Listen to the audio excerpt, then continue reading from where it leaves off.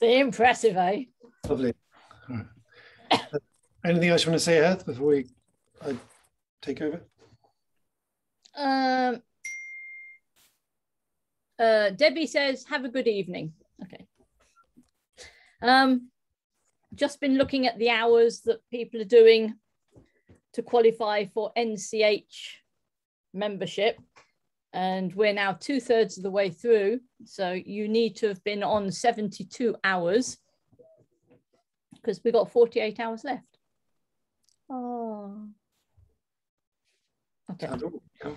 No violin. Okay, we've only got 12 weeks left, so that'd be 48 hours that would count towards the NCH. So only about half of you are going to be able to qualify for that. So I will send you out an individual email to tell you how many hours you've done so far. If you're over the 72, how many sessions you could possibly miss and still qualify for the NCH. But rather than read them all out, I will send you an individual email so you know exactly where you stand. Who's not been going to school then?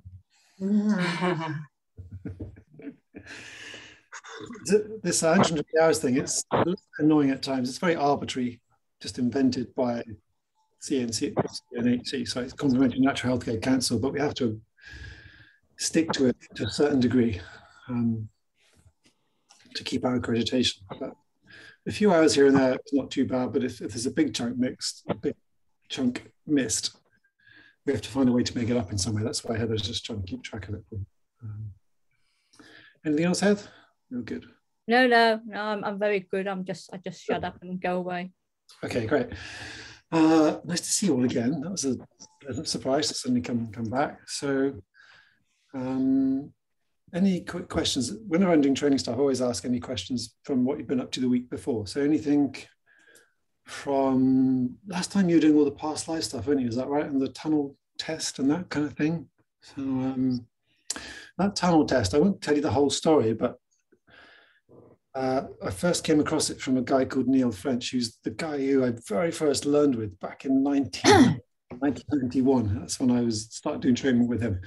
So he came up with this idea, and I'd heard about it, and it was not really within my field of practice.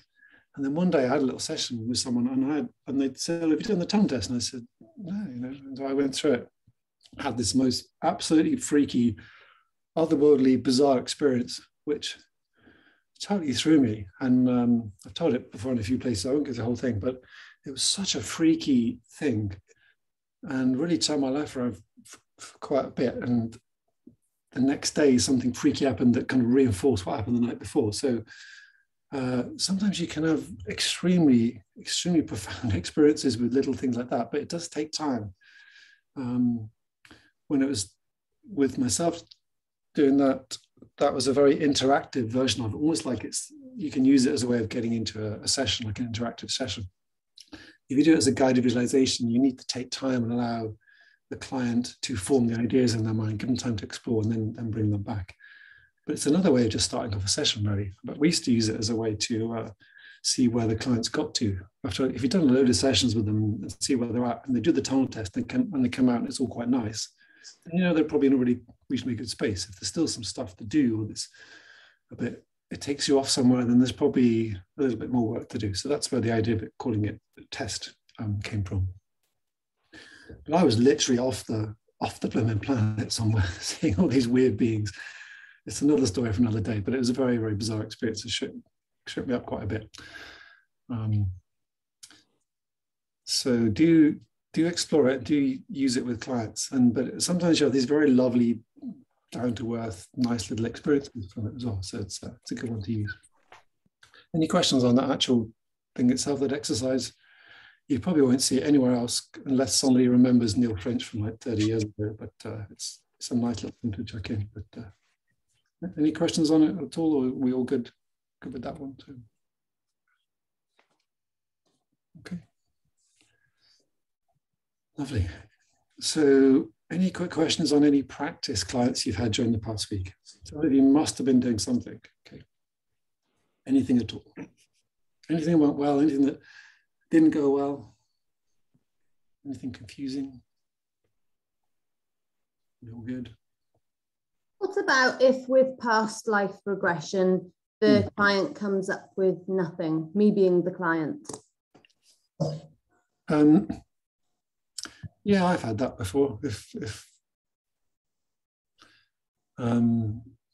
someone is quite desperate to find out something, I find that the more desperate someone is to get a result or an outcome in that way, the less likely they are to have like an experience, a meaningful experience in some way. So that's one way it might not happen. Another way is if you use a visual language, as we're going to go through today, I think we'll cover it today. And actually the person's quite aesthetics, they just can't imagine properly. So it may be the language you're using, it may be they're waiting for something to happen when actually they're far too conscious, far too alert. Maybe they're scared, you know. I did this recording years ago. Heather took the pee out of it when she first heard it. Because I made a quite dramatic thing. It was like, prepare for your past life. All this kind of boom, boom, dramatic music going. You know, if you go too far that way, some people can be a bit freaked out and think, what the hell's going to happen? And you're just psychologically holding on, you know. So nothing's going to happen if you're doing that either. So there's some things that could cause it. But if it happens and what I do, then you need to kind of backtrack a little bit and just rewind, maybe reset the whole thing, slow down a minute and say, that's okay. It doesn't matter if you can't see or feel or sense anything just yet, just slow down for a moment. I wonder if you could feel something or you could sense something, I wonder what it might be. So you just use an indirect question and I just keep niggling away like that, okay? And if they still get nothing, backtrack again, just try a few different angles like that really. And then if it's still getting nothing, I'd just ask them, so what are you thinking? What are you feeling right now? If you're not getting nothing, what are you thinking? What are you feeling? And use that as a way in. And if they say scared, or they say frustrated, or they say worried, whatever, so just focus on that feeling. And if it was another life, where would you be feeling that feeling? Right? So you just pull back a bit and go back in, pull back, just try anything like that just to find a way in. Does that make sense, everyone? So, yeah. And that's the same for any question, really. You know, you just nudge a little bit and back off if you can't get anywhere, just go back in and just keep easy. All right, so that'll probably get you through most sessions. That does happen here. Cool. And sometimes the best past life sessions are when people aren't expecting it, when they happen spontaneously. That's when you often get really, really good ones.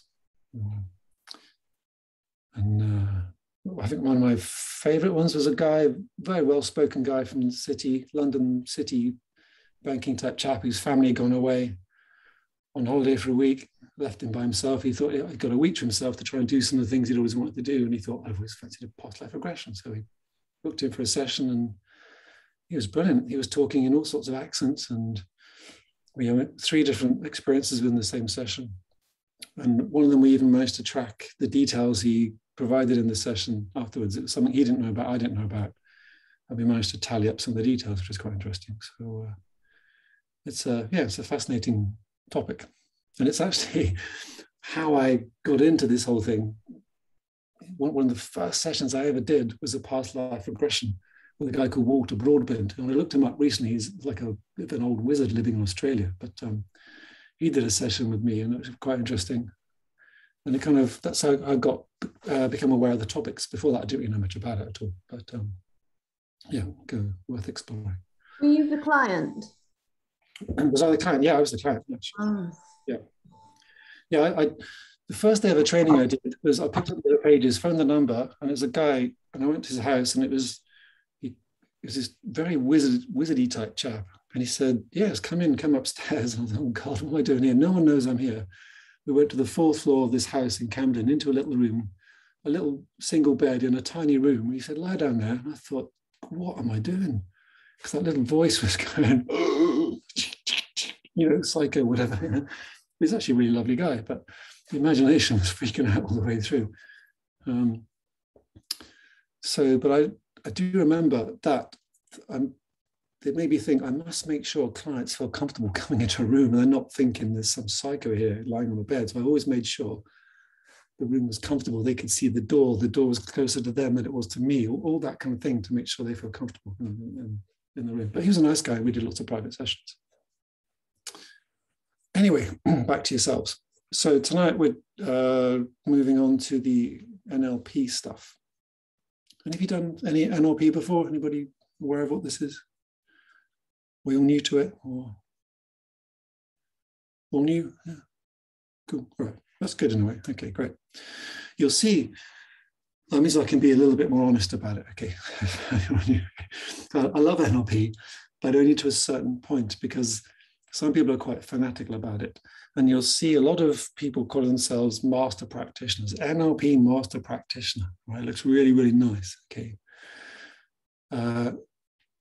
But if you see that and you only just started yourselves, don't be intimidated by it, because that probably means they've just done a weekend course in being a master practitioner of NLP, all right? And you can go on courses, a master practitioner course for a weekend or whatever, or maybe a week, at the most, okay? Really good marketing tactic by Richard Bandler and Paul McKenna. He did lots of the training, especially some years ago, did tons of this stuff, big trainings, 100 people, several hundred people, 500 people, 1,000 people sometimes become a master practitioner. And they're really, really brilliant entertainers. Paul McKenna, Richard Bandler, very clever people, very successful, brilliant entertainers. Right? But people I know who've been on those courses have said that by reading the little notes I put together for you, and some of the things we go through, they've learned more practical stuff by doing that than they have by spending a lot of time on these big, expensive courses. Okay, so what we're going to go through today is like the bits over the past 30 years I've picked out I find useful. But don't be put off when you see other people bragging about all their qualifications with it, because it doesn't mean a lot. All right, it's just, can you help someone? Can you use this practically? That's all you need to know. So I got to find my notes on it. So hopefully we can do this. Sure, there we go. All right, great. Can everyone see the screen, by the way? So, yeah, okay, good. Okay. So what we're looking to do, we won't get through all this tonight because this takes a while to get through all this. There's a few techniques here and lots of practice is good. So representational systems, I hope you understand what that is. By accessing cues, which is what I used with Rachel a couple of weeks ago to spot that she was actually remembering something when she said she wasn't. Anchoring, which is a technique, swish technique, and the fast phobia cure. These are three quite well-known NLP type approaches, and these are probably the most, what I found the most useful ones that slot in quite nicely with therapy, coaching, hypnotherapy, all that kind of stuff. Let's see how far we get tonight. We got tomorrow as well, haven't we? So that's okay. I know Debbie does you bullet point slides and stuff. I don't have that, so I'm just going to chat through some of the notes here. So a little bit about NLP. So stands for Neuro Linguistic Programming, and back in the 70s, I think it was, a guy called Richard Bandler and John Grinder were working together, and they decided to study people who were well rather than people who were unwell or sick or not happy. They decided to study happy, well-functioning people who could do things in a certain way. Excuse me. And they thought that if they could figure out how someone who does something well does it, and they can teach that to someone else, then that other someone else should be able to do that thing well as well. Right? So someone who is calm, relaxed, and confident in a situation, for example, if they could figure out what they were doing that made them calm, relaxed, and confident, and help someone else do exactly the same thing, then that person should also be calm, relaxed, and confident, for example. Okay, so they called it modeling, trying to model people. If they could work out what one person was doing, work out what model they were using, as in how they were doing that, and teach someone else that model, then we should be able to replicate the results. And a lot of NLP is based around that kind of idea in a way. NLPers say it's science. Skeptical people say it's a pseudoscience. I think it's pretty useful, really useful sometimes, but sometimes a little overrated because it's a little over intellectual and doesn't often deal with the real cause. So I dip into it and find it really useful, but hopefully we'll go through it and you'll be able to extract what you find useful. So where are we? Okay.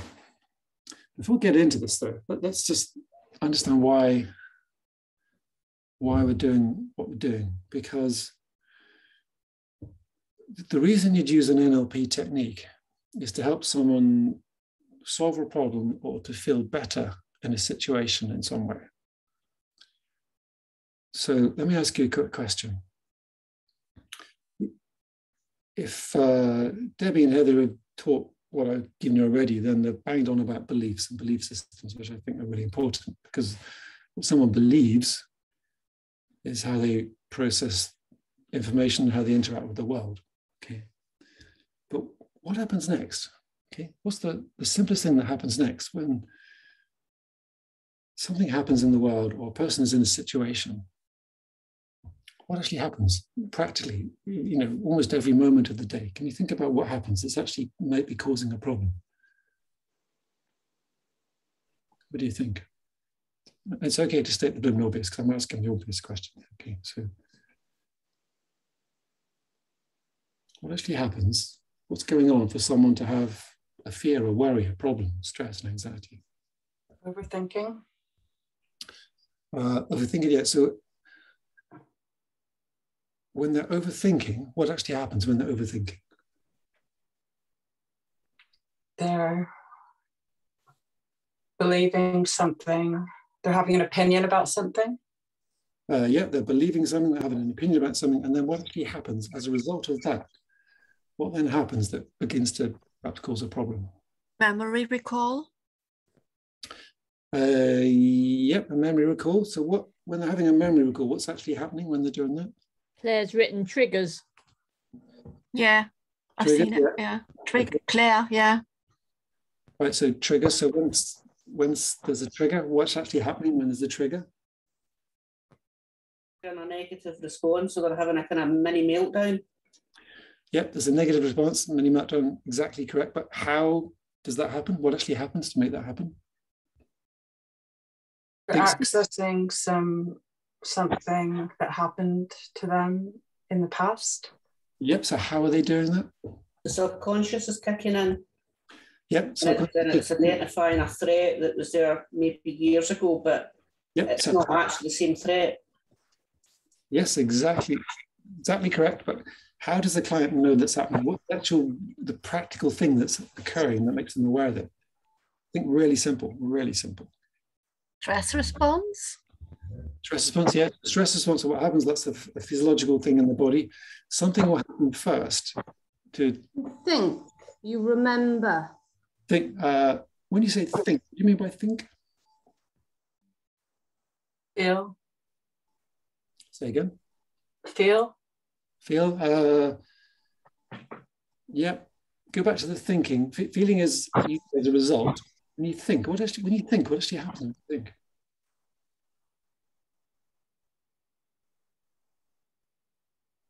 How do you know you're thinking something? How do you know you're remembering something? Like processing. But yeah, how do you know you're processing? You kind of pause and still for a couple of seconds, and then you kind of you have the realization of where you are. So how do you have the realization? What actually? How do you know? The brain sends signals to the representational systems. Is that what you're after? These are all very, very clever answers. Think way simpler. Say again? You visualize it through your eyes. Yeah, visualize it. So when you visualize something, The conscious. Think of an everyday person who knows none of these technical phrases. When they're visualizing something, what are they doing? They're just Imagining. Yes, that's the word. Okay, imagining. Right? Okay, right. So we got on the end. Okay, all those things I'm saying will lead to somebody in some way imagining something. Does that make sense? Yeah.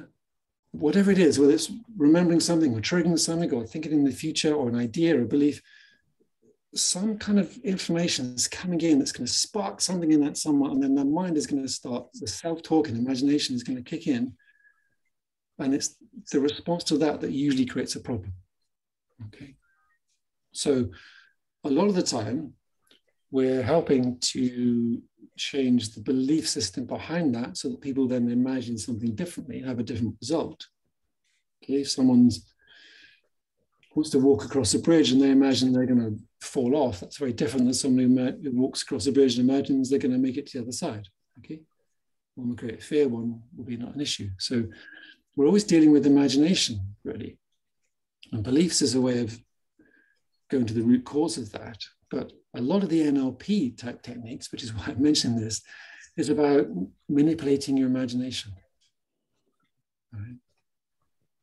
Which is why sometimes I think they can be really useful. And sometimes they're just dealing with surface stuff or managing symptoms rather than not really dealing with the root cause. And it's a bit of a judgment call sometimes over which one you do, which one you use. But once you've done it a few times, you'll get the hang of it and you'll get a feel for it.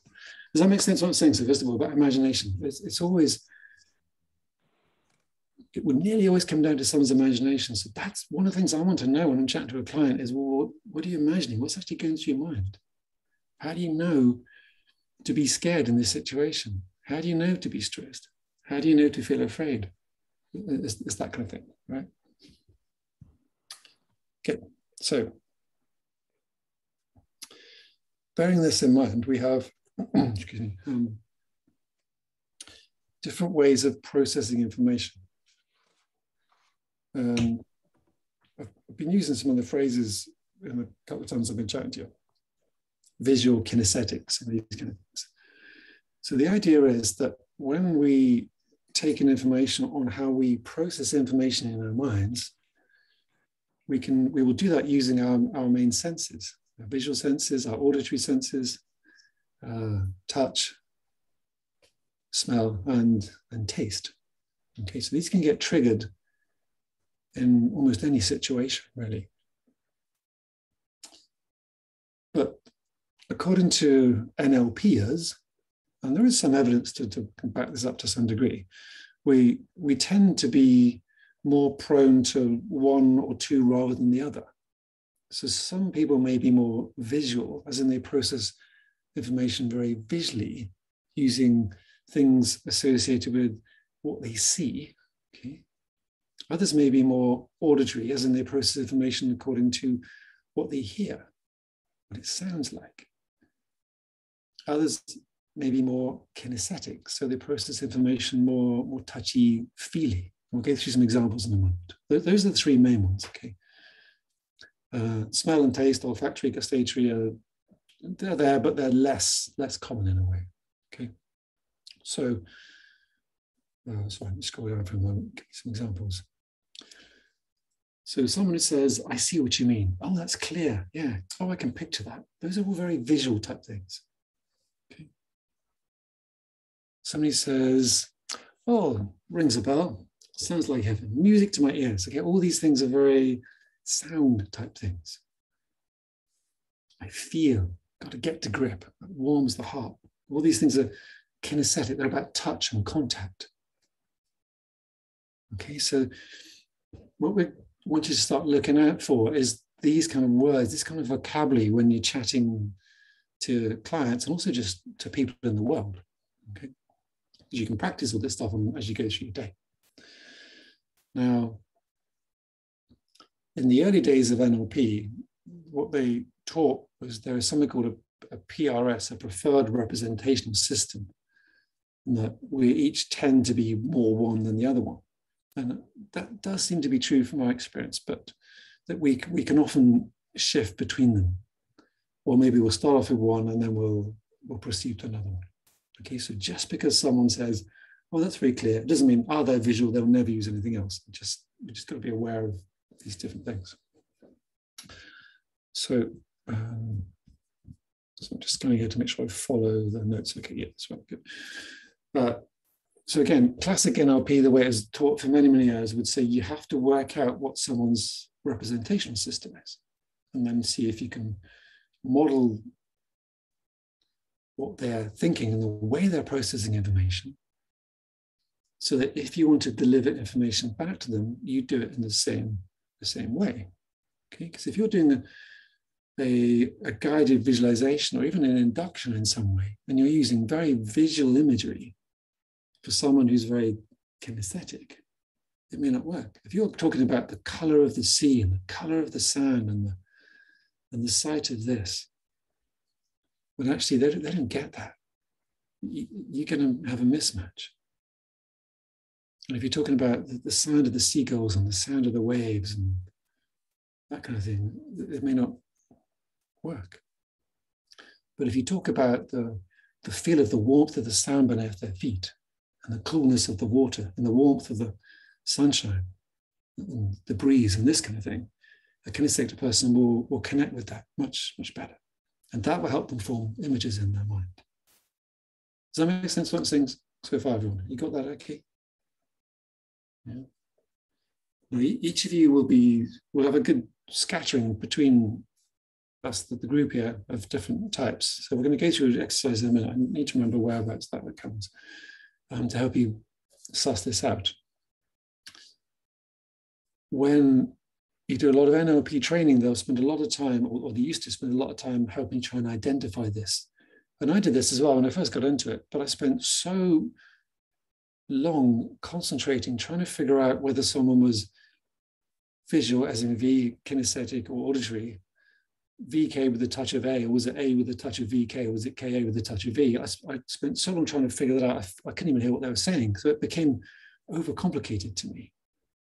So what I learned to do was just know about it, know how to look out for it, and then just sit back a bit, really. But if it really jumped out at me, then I'd pay attention to it. Okay, so what we want you to do, the main practical bit really, is helping you become aware of it. So if a client is very clearly one type over another, you can just begin to, adjust the way you describe things one way or the other. Okay, and that'll help you connect better with clients. Any questions on that so far?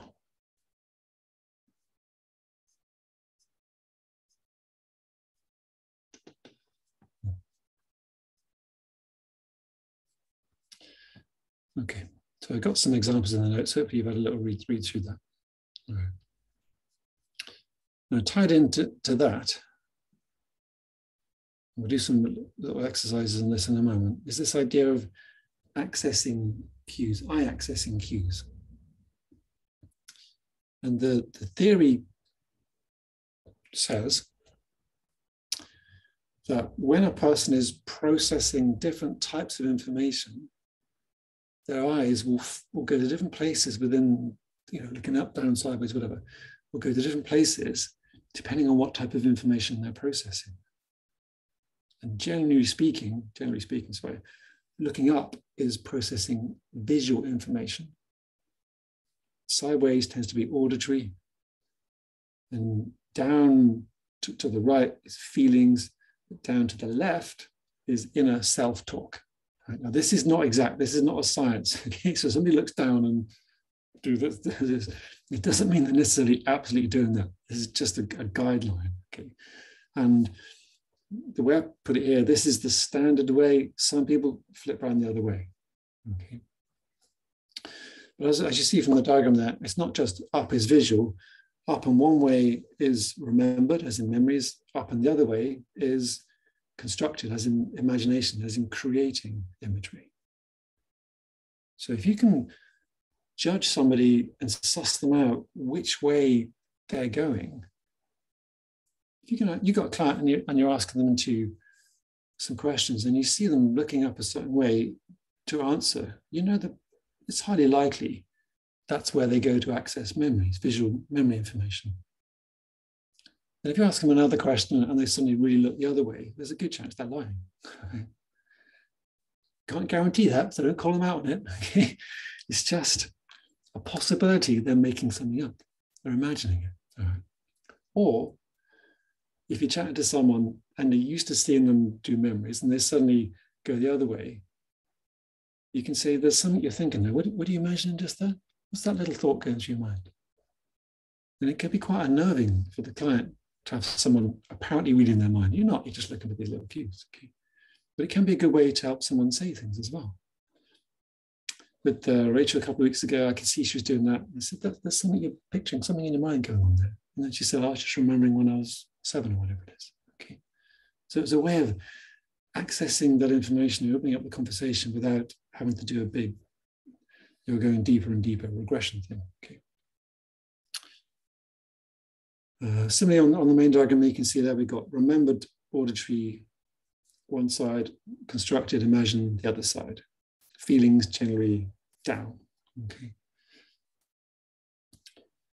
So another element of NLP that was very popular when it first came out, less so nowadays, I think, was trying to work out somebody's decision-making process.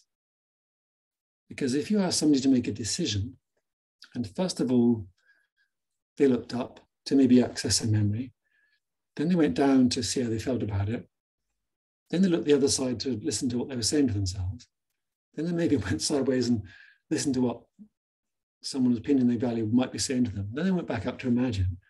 If you could follow this decision-making process and model that and make a note of it, and then deliver your sales pitch, for example, in exactly the same way, you could deliver your sales pitch to a person to match their decision-making process. And that then it was taught as a very highly powerful, highly skillful sales technique. And a lot of NLP has been used in sales.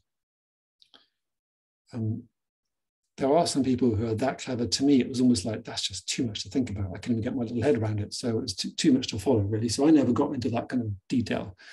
And I wasn't interested in using it in that kind of way either. So if it interests you, there's lots you can learn on this. Do look up, do study it, do find out more. There's probably 1,500 courses you can buy on this if you want to really learn more about it. There's always someone willing to sell you a course on something like this. But our decision-making processes, we will go through a certain pattern. And if you can just become aware of this within yourself, the next time somebody asks you a question to decide something, just become aware of your eyes and think about where you look and what you do. Do you look down? Do you look away? Do you look this? Do you go back? Do you look up? I'm exaggerating right now, but so become aware of this with yourself, and also become aware of it with people you spend your time with. Don't wind them up too much, but if you can just pay attention a little bit to people around you, it can be quite useful. Okay. So just now I said that this is the standard way, but it can flip around the other way. So an NLP practitioner would tend to do what they call calibrating, first of all, which is trying to work out which way around it is. NLP's got this whole language, right? What you've got to realize is most NLP is not new. It wasn't invented by Richard Bandler and John Gurinder and that lot, but they just took it from other places and repackaged it in a really, really clever way and gave it a new vocabulary and made it and simplified it down. Okay, they gave it like a step-by-step process. So all of the techniques from NLP appear in a whole range of therapies outside of NLP and before NLP was even invented. Okay, but they packaged it really well and gave it a new name and gave it a new vocabulary and made it into an approach. So it's got lots of little terms and phrases. And calibrating is one. Trying to work out what a person is, which way around are they? All right, so in a classroom setting, this is easy. Zoom, we've got to get a little bit close to the camera to try and test out what's going on with our expressions here. Is everybody okay with the eye accessing cues idea? We'll go to this a few times, so you haven't got to remember it just yet, but do you get the concept we're putting across there, first of all? Everyone okay? Just scanning through from home.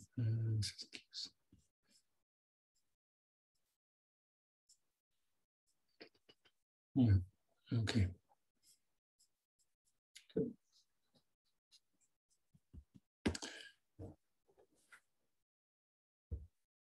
Okay, so we can have a go at this. This may work, but there's two parts to this exercise.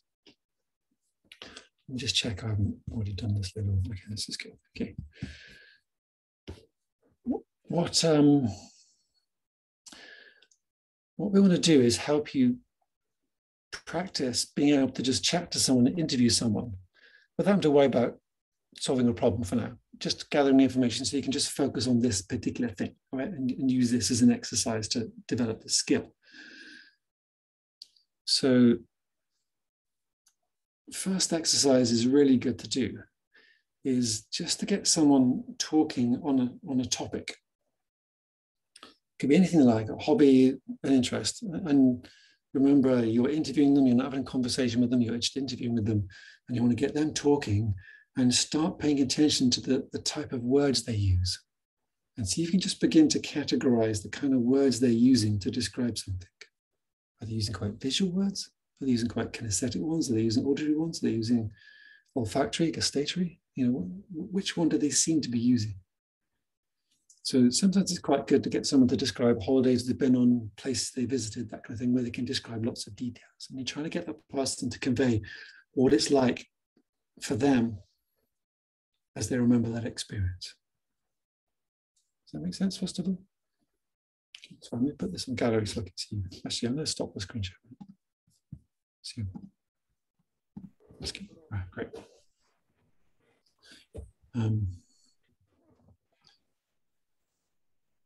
So how many people are there, Heather? How many groups have we got? I've got 5 groups of 3. Sounds good. Okay. So probably 5 minutes each person. It'll take you 4 or 5 minutes to get into it. And then 5 minutes each person, put a timer on, okay? So nobody runs over. And just 2 people, you know, one being the interviewer, one observing. Get the person talking on something of interest, a place they've been to, somewhere they visited is quite a good idea. And elicit information from them. Colors of things. What's that like? What's that beach like? What's that door like? What's the house like you stayed in? What are the people like? Okay. Get descriptions. And the sole purpose is just to get you looking out for these words. All right. We'll do that first of all. Then there's a little thing we can throw into it, which is a little tricky on Zoom, but we can have a go. Let's see what happens. It works. Okay, did we do it before? I can't remember. Yeah, we did it with the winter group. Okay, right. This one's the easy bit. The next bit's slightly trickier, but we'll have a go. So do this first of all to practice looking out for things. So Heather, if you can, is everyone okay? Everyone got the idea? We're trying to just look and categorize different words and see what people use. All right.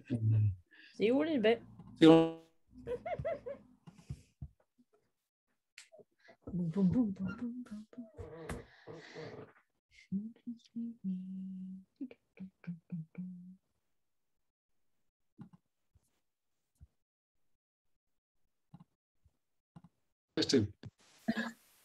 Oops, let's stop. Let's pause. I remembered.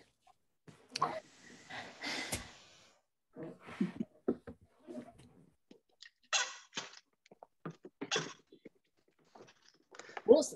Oh no, I can't say it now. It's in. Go on, say it, Heather. I have to be so much on my behaviour tonight. God, Greg. Go on, say it. Apologies to the group I didn't get to. I'll get. Behaviour tonight. So how do we get on with that? That's great. Interesting. So what do you notice? Who was really obviously something? Anyone notice someone who's really obviously what they were? So. Actually, in my group, we're Siri, Angie, and Louis. Siri was very clearly visual to begin with. Louis was very definitely very kinesthetic. Everything was warm, the warm sea, the scorching sand, even the blooming taste of the dinner, whatever it was, you know. So it was all very, very touchy, feely, kinesthetic. You know, Angie was quite visual with a bit of probing. It took a little while to get the information out. You know?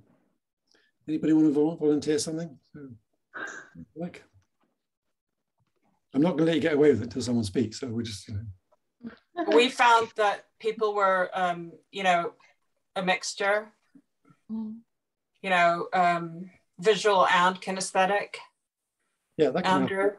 Yeah. So who was that? Which people person was that? That was Andrew. Andrew. Okay, right, sure. He was. Yeah. So that's a common thing as well. A bit of VKA. So a bit of VK. Okay. So VK. Okay. That can happen quite a lot. Good. Anybody else? Anything really obvious? Was anyone very auditory? It tends to be rarer, that one.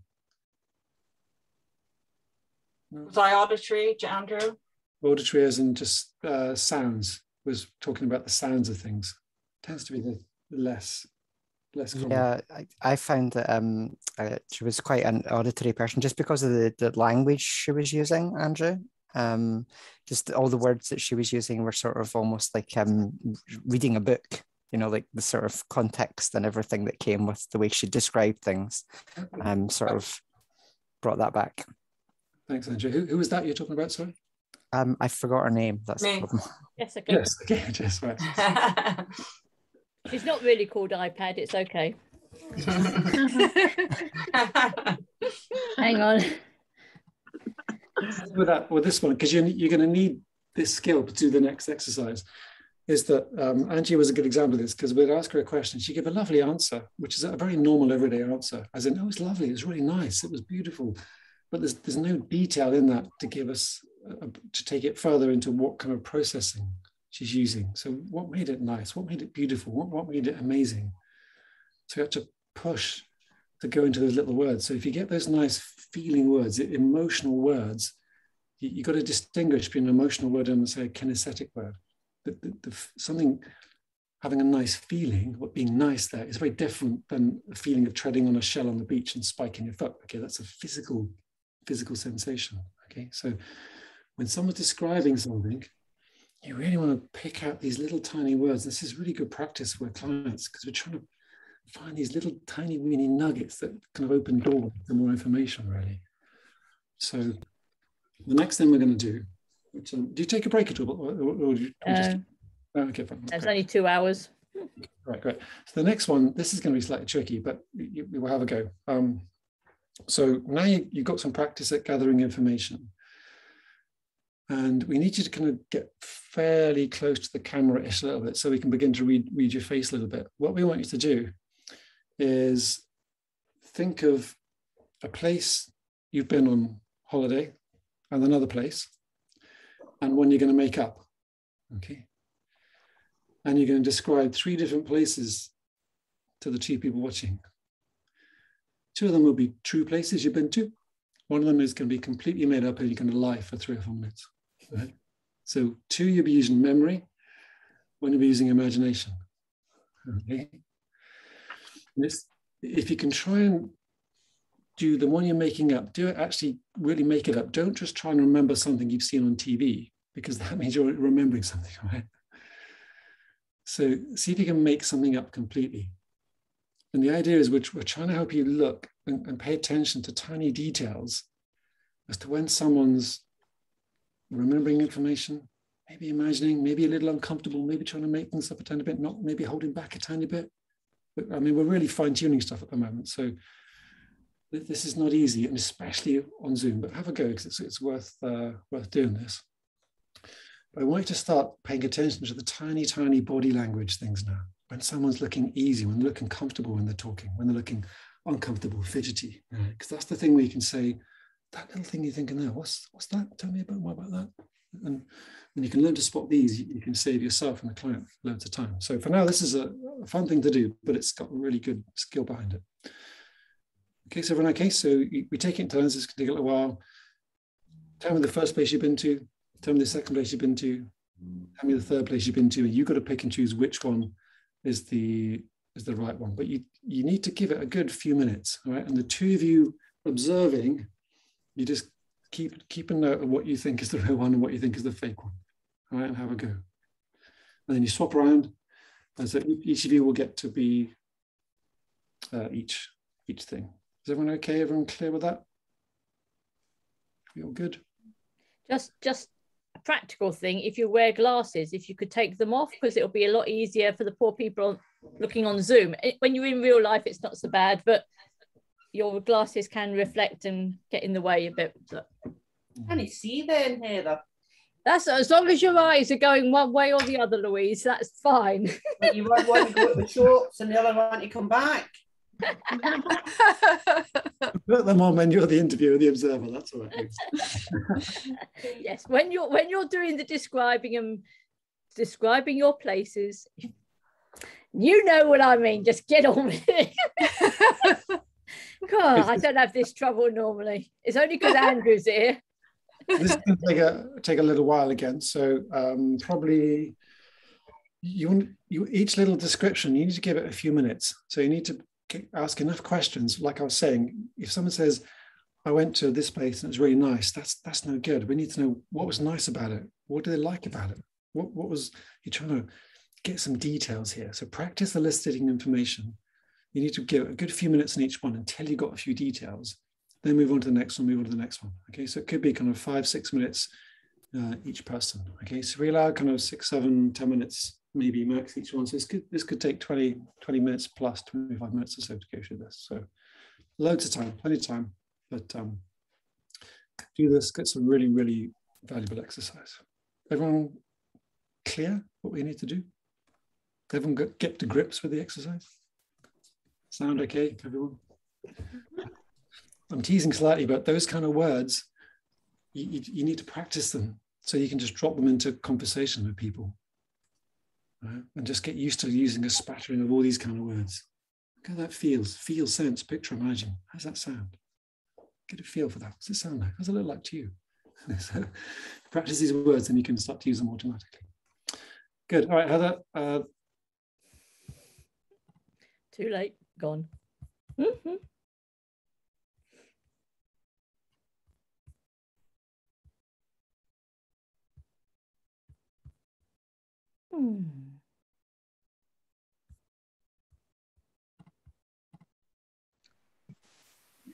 Okay. So it missed the recording that bit. That's all right. Good. Okay, everybody. So I've got around 2 groups tonight. I'll do the rest of you tomorrow. I'll spend some time with you tomorrow night. So we'll swap around if that's okay. Any questions on that so far? How do we get on with the sussing people out? Expert at it. Say again, Louise? Expert at it. Expert, yeah. That's good. So what do you notice about the difference when someone's telling the truth or someone's struggling or difficult or feeling uncomfortable trying to tell something? Anything you notice there? What kind of things stood out to you? There doesn't seem to be the excitement in the voice. Yep. When they're lying. Yep. Because they're too busy trying to visualize a lie and everything else. Yeah, that's a very common one. Someone's telling the truth and they've got details, they'll be passionate, they'll be talking, there'll be lots of stuff coming out. They're struggling sometimes, that'll be more stilted, more flat, more just a bit like, rather than, it was great, I had a really good time, I love this, oh, I remember that, oh, this happened, and you know, that kind of thing. So it's good. Anything else you noticed? Thinking about eye movements, body, words, this kind of stuff, anything you noticed there? Far less descriptive online. Say that again, Rachel. Far less descriptive in the line. Yes, far less descriptive. Yeah, that's good. So the line went strange for a minute. That's why I asked again. So yeah, far less descriptive. So it's I'm telling the truth most of the time. You'll get lots of details coming out. But if they're uncomfortable about something, and it doesn't necessarily mean they're lying, it just means when someone's uncomfortable. So if you're interviewing them, you're chatting to them, and they start to like you see people when they're lying a bit more stilted, details aren't flowing as much. That means there's some discomfort there in some way. So that's an indicator maybe to just maybe probe a little deeper into that little area. Okay, it's not a guaranteed thing, but it's just one of those subtle little flags that might make you think, well, that bit there seems okay, but this bit here was a bit, let's just go back to that bit for a moment. All right, whether maybe the talking slows down or something. But there's an exception to this, and that if someone has an addiction, say gambling addiction, alcohol addiction, and they're reluctant to overcome it, because gambling addicts, drinking addicts who are very good at it are also very good at lying. Okay, so they've got very, very used to telling lies to people to perpetuate their habit. Okay, so this applies 95% of the time, but if you get someone who's like that, then they'll catch you out and they will just look you in the eye and tell you the most absolute convincing lie, and it's very hard to spot those. Okay, just to be aware of that. But most people in the normal conversation, if they struggle, if they slow down, go a little bit flat, pull back a bit, it just means discomfort. It doesn't mean they're lying to you necessarily. It just means there's discomfort in what they're saying. So just pay attention to that. Good. Anything else at all? Could I ask a question? Yeah, sure. Narcissists, I know they're very unlikely to ever come for therapy, but I've come across a couple or a few, and they seem to be extremely good at lying, to the extent that they actually appear to believe their own lies. It's you can know that they're lying, but to look at them and the enthusiasm and the emotion that they put into their lies is just so convincing and realistic. It makes me think that they actually believe their own lies. Would that be true? Yeah, I think that's true. I remember a friend of mine, colleague Dave Thomason, when I first set up the Hypno, we did a clinic together, and he told a story.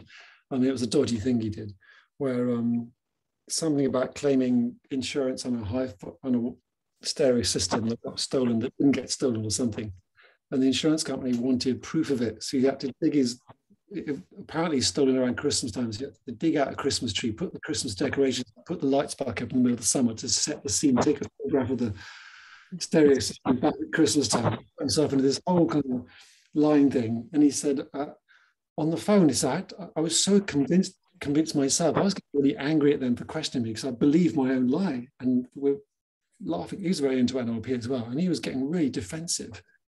He said, because I just believe the story so much that I couldn't believe they were challenging me on it. So same with people who are not narcissistic as well. If they believe it so much, they buy into their own story, that they can just be absolutely convincing and and tell you. But sometimes people who overlook you in the eye to try and make up for it, is the other way. Again, these aren't guarantees. These are just little things to look out for. Someone who's so damn sincere when they look at you and tell you something, it's like, it's a bit, come on, just a little bit too intense in some way. So, so these are patterns to look out for, not absolute guarantees. Okay, don't go accusing somebody of something just because they look good. Did you get that, Louise Colombo Poirot Christie?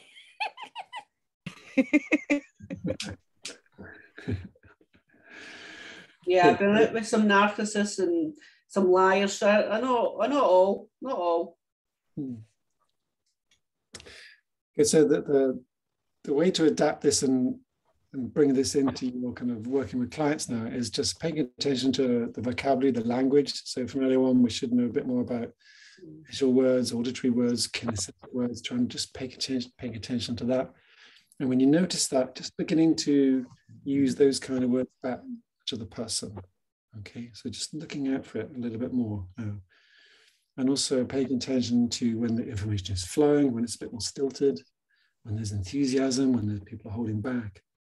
And again, it could be because someone's nervous or something as well. That's not a possibility, but just start to introduce these little details in. Okay, and then tomorrow night, we're back to monotony, and then we'll do some more of the NLP techniques tomorrow, just to kick those off for you and start things off. This is more on the just beginning to observe people. But this isn't necessarily pure NLP. I'll just put it in with the NLP because it tends to fit quite a well, but some of this is just other stuff that tied it in with the NLP lessons, so we can cover two things at the same time. But good. Suddenly it's 9 o'clock. Well, I guess we've got to pack up, have we? Is that right? So, any quick questions before we go for this evening? Okay. Try some of that out in Tesco's tomorrow, I think. Sure. I look forward to that. Can you wear a body camera? It'd be quite funny. Okay. Have a lovely evening. Those of you I didn't get to spend time with tonight, I'll make it up tomorrow night. We'll spend some time with you tomorrow night. Okay. But if we're all good, I look forward to seeing you tomorrow. And well done, everybody. And talk soon. Thank you. Thank you. Thank you. Bye. Thanks. Bye.